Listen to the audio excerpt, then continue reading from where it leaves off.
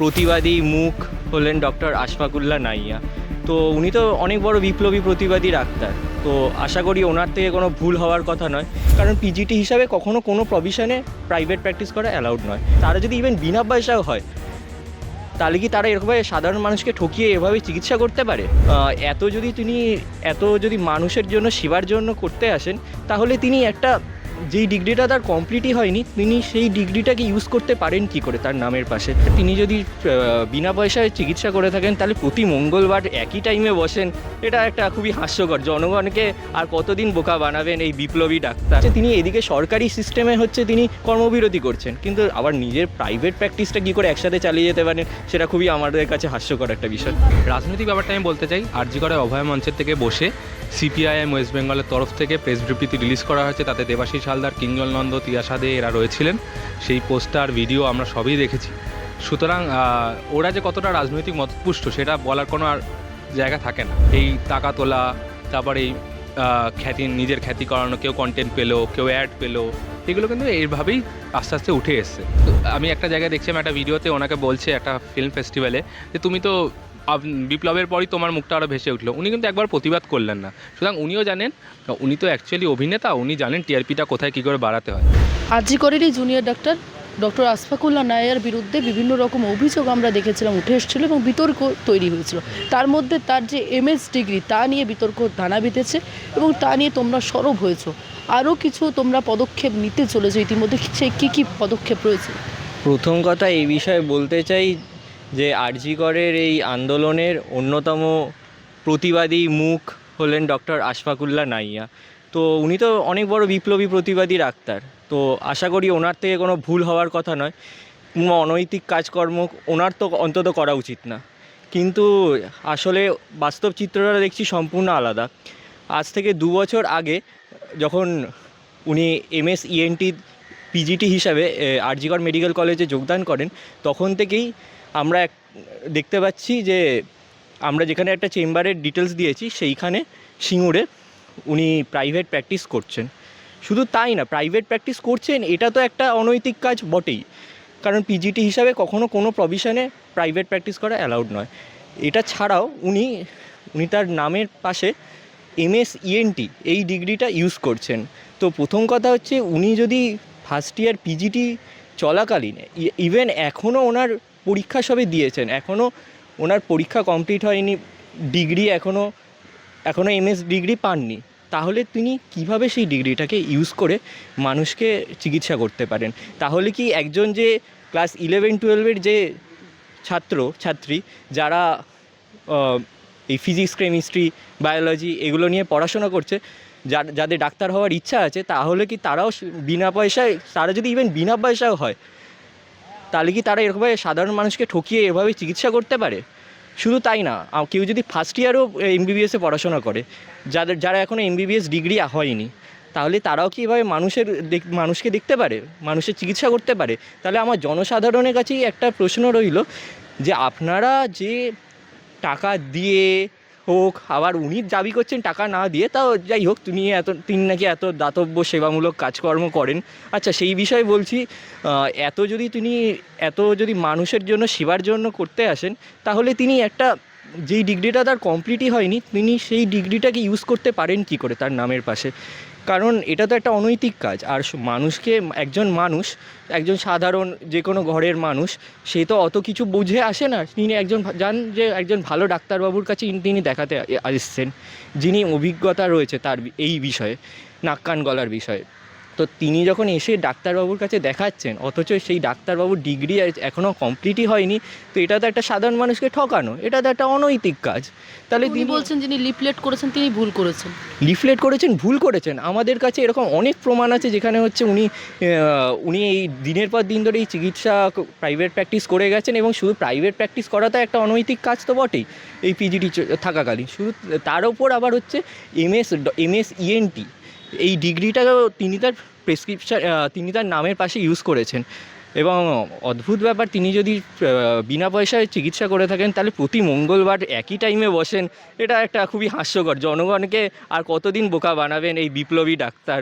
যাই হোক, তিনি অনৈতিক কাজ করুক। তবে এই বিষয়ে আরও কিছু জিনিস বলার বিষয়, সেগুলো হচ্ছে তিনি এই যে অনৈতিক কাজগুলো করছেন, তো সেই বিষয়ে আমরা যেখানে যেখানে কমপ্লেন করার দরকার, চিফ সেক্রেটারি থেকে শুরু করে আমাদের বিভিন্ন স্বাস্থ্য বিভাগের বিভিন্ন দপ্তরগুলিতে আমরা এই বিষয়ে জানিয়েছি, এবং আমরা চাই যে এই বিষয়ে সঠিক তদন্ত হোক, এবং এই বিষয়ে যদি কোনো অনৈতিক কাজকর্ম হয়ে থাকে, আমরা দেখতে পাচ্ছি অবশ্যই হয়েছে, এবং তার সঠিক তদন্ত নিয়ে যথোপযুক্ত শাস্তি দেওয়া হোক। কারণ এই ডাক্তাররাই তো হচ্ছে সমাজকে বদলাতে এসছেন, তাহলে তারা নিজেরা কী করে অনৈতিক কাজের সঙ্গে যুক্ত হতে পারেন?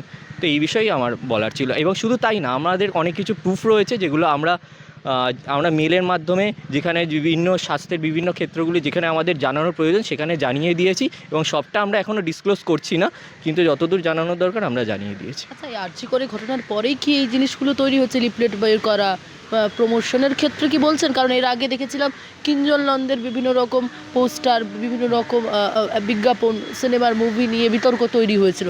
আরজি করের ঘটনার পরে কি আশফাকুল্লা নায়ারও সেই একই চিত্র? না, আমাদের কাছে যতদূর পর্যন্ত খবর আছে, উনি 2022 থেকে যবে থেকে উনি এই MS ENT হিসাবে, PGT হিসাবে তিনি নাক কান গলার বিভাগে তিনি যোগদান করেন, তখন থেকেই তিনি এরা করছেন। এবং শুধু তাই না, তিনি কলকাতার অনেক জায়গাতেও নাকি প্র্যাকটিস করছেন, সেটাও হচ্ছে আমাদের কাছে খবর আছে, এবং খবর আছে না, খালি প্রমাণও রয়েছে সেটা, ঠিক আছে? সেটা আমরা যেখানে যেখানে জানানোর প্রয়োজন আমরা মনে করেছি সেখানে সেখানে জানিয়ে দিয়েছি। আর এটা খালি আজকের ব্যাপার নয়। আর হ্যাঁ, এবং আমাদের কাছে এরকমও প্রমাণ আছে যে তিনি হচ্ছে চারদিকে হচ্ছে উনি আন্দোলন করছেন, দ্রোহ করছেন, কিন্তু আবার দ্রোহের জালিয়াতিটা কীভাবে করছেন, কারণ হচ্ছে তিনি এদিকে সরকারি সিস্টেমে হচ্ছে তিনি কর্মবিরতি করছেন, কিন্তু আবার নিজের প্রাইভেট প্র্যাকটিসটা কী করে একসাথে চালিয়ে যেতে পারেন, সেটা খুবই আমাদের কাছে হাস্যকর একটা বিষয়। বারবার বলছে 2018 সালে তিনি MBBS পাস করেছেন, এবং 1 মাসের মধ্যে MS ডিগ্রি তিনি পেয়ে যাবেন। হ্যাঁ, তো এখনও তার মানে 1 মাসের মধ্যে পেয়ে যাবেন, উনি নিজেই স্বীকার করে নিলেন, যেটা আপনি নিজেও বললেন। তার মানে তিনি কি করে MS কথাটা তিনি লিখতে পারেন? কথাটা লেখা উচিত ছিল, তার সেই জায়গায় দোষ দিচ্ছেন তিনি একেবারে যারা লিফলেট তৈরি করেছেন। প্রথম কথা হচ্ছে, আপনি যেটা বললেন PGT কথাটা লেখা উচিত ছিল কিনা সেই বিষয়ে বলতে চাই যে আমাদের যে অ্যাকচুয়াল যে নিয়ম অনুযায়ী PGT হিসাবে কোনো জায়গায় কোনো প্র্যাকটিসের রুল নেই। ইভেন সেটা যদি অনারারিও হয় কোনো জায়গায়, সেরকমও কোনো প্রভিশনের মধ্যে পড়ে না। তো তিনি সম্পূর্ণ অনৈতিক কাজই করেছেন, যা করেছেন। আচ্ছা, আপনাদের বিরুদ্ধে বলা হচ্ছে কোনো, তাকে যখন জিজ্ঞাসা করা হলো বিষয়গুলি, তিনি সরাসরি বললেন কোনো রাজনৈতিক মদত রয়েছে আপনাদের পিছনে, কারণ সেভাবে আপনারা ওনারা মুখ্যমন্ত্রীর সঙ্গে বৈঠক করেছেন, ওনারা আরও বিভিন্ন জায়গায় গিয়ে আন্দোলন করেছেন, কিন্তু সেক্ষেত্রে আপনারা মুষ্টিমেয় কয়েকজন এইসব করছেন নিজেদের পিঠ বাঁচানোর জন্য, এবং তার পাশাপাশি তাকে আরও খারাপ করার জন্য। কি বলবেন? প্রথম কথা, আমাদের মুষ্টিমেয় কথাটার এগেনস্টে আমি বলি যে প্রত্যেক কলেজে আমাদের একটা করে বেস আছে, কলকাতার কলেজগুলিতেও আর রয়েছে, কিন্তু তাদেরকে যেভাবে সন্ত্রস্ত করে রাখা হয়েছে এই কদিন কলেজে অ্যাডমিনিস্ট্রেশনগুলোকে কাজে লাগিয়ে, তার জন্য তারা বাইরে আসতে পারছে না। কিন্তু সবাই আমাদের সাথে কন্ট্যাক্টেই রয়েছে, এবং সবার আমাদের প্রতি পূর্ণ সমর্থনও রয়েছে, যার জন্য দেখতে পাবেন যারা ওদের সাথে অ্যাক্টিভলি ছিল এখন কিন্তু তারা ওদের সাথে নেই। যারা ভয়ে বা বিভিন্ন কারণে ওদের সাথে থাকতে বাধ্য হয়েছিল তারা কিন্তু ওদের সাথে এখন আর নেই। রাজনৈতিক ব্যাপারটা আমি বলতে চাই, আরজি করে অভয় মঞ্চের থেকে বসে CPIM ওয়েস্ট বেঙ্গলের তরফ থেকে প্রেস বিবৃতি রিলিজ করা হয়েছে, তাতে দেবাশিস হালদার, কিঞ্জল নন্দ, তিয়াশা দে এরা রয়েছিলেন। সেই পোস্টার, ভিডিও আমরা সবই দেখেছি। সুতরাং ওরা যে কতটা রাজনৈতিক মতপুষ্ট সেটা বলার কোনো আর জায়গা থাকে না। তা দেখুন, রাজনীতি ওরা করছে বাংলার মানুষের বিরুদ্ধে। আপনার আমার টাকা ইউজ করে উকিল লড়াচ্ছেন, যেখানে ইচ্ছা চাইছে যা ইচ্ছা চাইছে করছেন, যা করার করছেন। আপনি ভালো করে দেখবেন যে বড় স্ক্যামগুলো হয়, পঞ্জি স্কিমগুলো হয়, সেগুলো কিন্তু সামনে একটা ভালো কাজকে রেখেই পিছনে করা হয়। তাহলে এই সামনে অভয়ের আন্দোলনকে রেখে কিন্তু পিছনে পঞ্জি স্কিমগুলো চলেছে। এই টাকা তোলা, তারপর এই নিজের খ্যাতি করানো, কেউ কন্টেন্ট পেলো, কেউ অ্যাড পেলো, এগুলো কিন্তু এইভাবেই আস্তে আস্তে উঠে এসছে। তারই ধীরে ধীরে উদাহরণ সামনে আসছে। আমাদের যদি রাজনৈতিক মদতপুষ্ট বলতে হয়, তাহলে আমরা বলতে চাই যে আমরা প্রথম দিন থেকে অনেক কষ্ট করে, সেই সময় আমরা শতাধিক আঘাত সহ্য করে, অনেক কুৎসা আমাদের বিরুদ্ধে সহ্য করে আজকে আমরা সামনে এসেছি। আজকে মানুষ কিন্তু দুহাত ভরে আমাদের আশীর্বাদ দিয়েছেন, আমাদেরকে মানুষ বুঝেছেন যে আমাদের সাথে দোষ করা হয়েছে, আমাদের সাথে অন্যায় করা হয়েছে। এবং খালি আমরা নয়, আজকে আরজি করে হয়তো 53 জন ছিল, এরকম প্রত্যেকটা মেডিকেল কলেজে মানে যদি 10টা মেডিকেল কলেজে হয় তাহলে 500 জন হয়ে যাচ্ছে। তো মানে 1000-1500 বাচ্চা জাস্ট কেরিয়ার নষ্ট করার জন্য এরা উঠে পড়ে লেগেছিলো, কারণ তারা সিপিএম বা বামপন্থী বা নকশালপন্থী হতে চায়নি জন্য। তো এই নকশালপন্থী সংগঠন আস্তে আস্তে এরা, দেখুন এদের একটা প্রথম থেকেই থাকে যে আমার সাথে যদি না আসো তাহলে ওকে সরিয়ে দাও। তো সেই জন্য ওরা সেই জায়গা থেকে বলছে, অবশ্যই ওরা যদি নকশালপন্থী হয় আমরা অ্যান্টি নকশালপন্থী, ওরা যদি নকশাল রাজনীতিতে বিশ্বাস করে তাহলে আমরা অবশ্যই সেই নকশাল রাজনীতির বিরুদ্ধে রাজনীতিতেই বিশ্বাস করি। আচ্ছা, একটা কথা বলুন, বিজ্ঞাপন বা অ্যাড পেয়েছে বা মুভি করছে, কিন্তু যার কথা বলছেন ও সরাসরি বলছে কিঞ্জল নন্দ, তিনি তো আগে থেকেই সিনেমা করতেন, তিনি তার দাবি অনুযায়ী। তার কত প্রচার ছিল সেই সময়, তার কি টিআরপি ছিল, আজকের দিনে কি টিআরপি হয়েছে, তিনি কি একবারও স্বীকার করেছেন? আমরা একটা ভিডিও কিছুদিন আগে দেখেছি, কিঞ্জল নন্দ দাদা খুবই ভালো লোক হিসাবে আমাদের সাথে অ্যাটলিস্ট পরিচয় ছিল, এবং আমি আশা করি আগামী দিনেও থাকবে। কিন্তু আমি একটা জায়গায় দেখছিলাম একটা ভিডিওতে ওনাকে বলছে একটা ফিল্ম ফেস্টিভ্যালে যে তুমি তো বিপ্লবের পরই তোমার মুখটা আরও ভেসে উঠলো। উনি কিন্তু একবার প্রতিবাদ করলেন না। সুতরাং উনিও জানেন, উনি তো অ্যাকচুয়ালি অভিনেতা, উনি জানেন টিআরপিটা কোথায় কী করে বাড়াতে হয়। তো তিনি সেইটা ইউজ করে বাড়িয়ে নিয়েছেন, খুব ভালো অভিনেতা, অভিনয় করেছেন, তার ফলও পেয়েছেন। আচ্ছা, এই যে আশফাকুল্লাহ নাইয়াকে নিয়ে বিভিন্ন রকমভাবে দেখতে পাচ্ছি সামাজিক মাধ্যমে বিভিন্ন রকম কোনো সাংবাদিকও তাকে তার বিরুদ্ধে প্রশ্ন তুলছে, কথা বলছেন, বিষয়টা কীভাবে দেখছেন? আশফাকুল্লাহ নাইয়া দাদার ক্ষেত্রে আমি যেটা বলতে পারি, দেখুন আপনি খুব একটা ভালো প্রশ্ন করেছিলেন আমার বন্ধুকে যে যদি পিজিটি লিখতো তাহলে কি করা যেত? আমি বলি না, করা যেত না। প্রপার প্রভিশন আছে, লিগাল প্রভিশন আছে, যেটা আমরা আমাদের মেলে উল্লেখ করেছি, 4টে লিগাল প্রভিশন উল্লেখ করেছি। করে আমরা এখনই সবার সামনে বলতে চাই না, কারণ ওদের তো কোটি কোটি টাকার লয়ার, আবার সেটার জন্য আমাদের তো অত টাকা নেই, ওই জন্য আমরা এখনই সরাসরি বলে দিতে চাই না। আমরা শুধুমাত্র মেডিকেল কাউন্সিল বা ন্যাশনাল মেডিকেল কমিশন সেটা নয়, আমরা ডিআইজি, রাজ্য পুলিশ এবং স্বাস্থ্য মন্ত্রক, তাতেও আমরা জানিয়েছি মেল করে, এবং সম্পূর্ণ তথ্য দিয়ে, তথ্য ছাড়া কোনো কথা নয়। একটা যে লিগাল প্রভিশন তার এগেনস্টে কি অ্যালিগেশন আছে আর তার এগেনস্টে কি প্রমাণ আছে, সব কটা পয়েন্ট ওয়াইজ মেনশন করে আমাদের ইমেলগুলো করা রয়েছে।